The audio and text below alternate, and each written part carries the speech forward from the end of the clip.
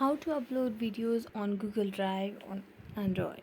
Hello everyone, welcome to this channel. I'm Emily and I'm here to help you out today. So without any delay, let's get started. Now first of all, go for your Google Drive on your device and then make sure that you're logged in with your Google account on your device. Then tap on the icon of new at the bottom right corner of the screen. Then you can see the option of upload. Tap on that. Now you'll be able to get the access of downloads or your files. So just go to any video file that you want to download or you upload and then select one video and upload it.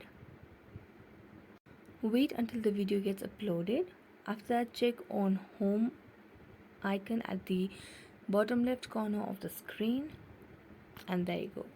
So thank you so much for watching this video. If you enjoyed it, don't forget to like, subscribe and hit the bell notification for more updates. That's it for today and see you next time.